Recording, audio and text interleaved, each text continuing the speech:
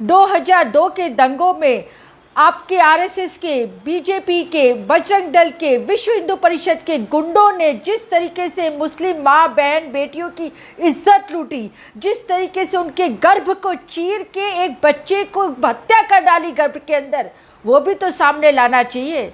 जिस तरीके से एक पारसी परिवार की माँ ने अपने 8-10 बरस के बच्चे को आज तक वो ढूंढती है, और उसको भी तो सामने लाना चाहिए। अगर कश्मीर फाइल सामने लानी चाहिए थी और कश्मीर फाइल को आप प्रमोट करते हैं, तो क्यों मोदी जी, क्यों आपने परचारिया मूवी को रिलीज नहीं होने दिया? वो भी तो सत्य घटना पे आधारित थी, आपने क्यों उसको आज तक रिलीज नहीं होने दिया? ना तड़पने की इजाज़त है ना फरियाद की, घुट घुट के मर जाऊं यही मर्जी है मेरे सयाद की। जी हाँ मोदी जी, मुस्लिम कौम के साथ आपने कम जुल्म ढाए हैं जो अब ये कश्मीर फाइल जैसी मूवी को प्रमोट कर दिया। सुनिए आप क्या कहते हैं अपने भाषण में। मेरा विषय कोई फिल्म नहीं है, मेरा विषय है कि जो सत्य है उसको सही स्वरूप में देश के सामने लाना देश की भलाई के लिए होता है।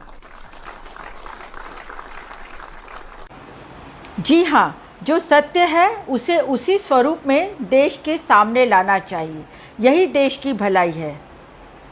तो फिर 2002 के दंगों में जो कत्लेआम हुआ मुस्लिमों के साथ, उसे भी तो देश के सामने लाना चाहिए।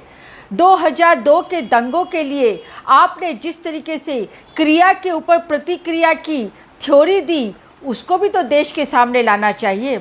2002 के दंगों में आपके आरएसएस के, बीजेपी के, बजरंग दल के, विश्व हिंदू परिषद के गुंडों ने जिस तरीके से मुस्लिम माँ बहन बेटियों की इज्जत लूटी, जिस तरीके से उनके गर्भ को चीर के एक बच्चे को हत्या कर डाली गर्भ के अंदर, वो भी तो सामने लाना चाहिए। जिस तरीके से एक पारसी परिवार की माँ ने अपने 8-10 बरस के बच्चे को आज तक वो ढूंढती है, और उसको भी तो सामने लाना चाहिए। अगर कश्मीर फाइल सामने लानी चाहिए थी और कश्मीर फाइल को आप प्रमोट करते हैं, तो क्यों मोदी जी, क्यों आपने परचारिया मूवी को रिलीज नहीं होने दिया? वो भी तो सत्य घटना पे आधारित थी, आपने क्यों उसको आज तक रिलीज नहीं होने दिया?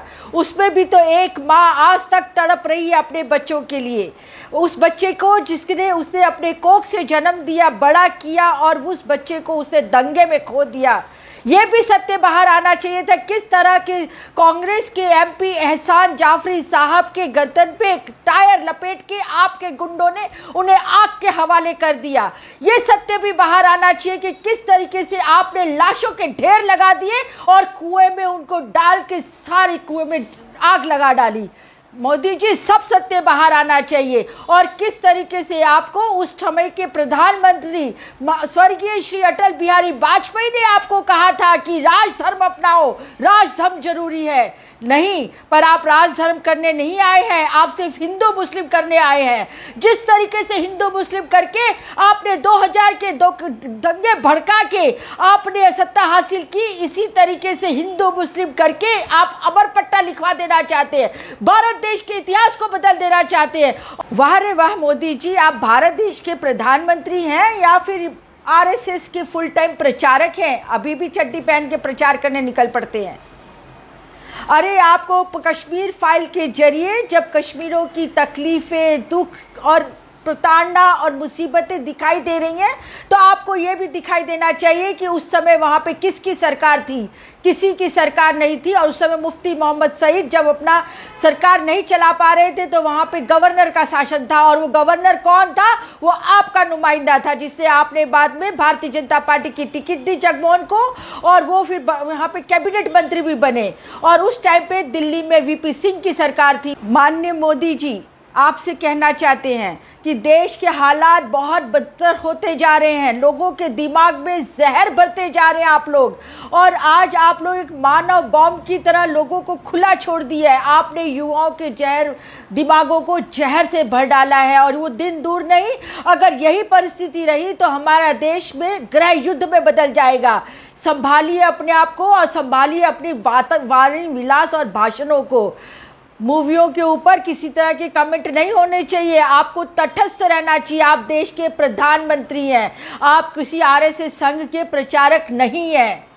आज से मैं इतना ही कहना चाहूँगी कि देश को बचा लीजिए। ये देश बहुत गलत तरीके से गलत दिशा में जाता जा रहा है।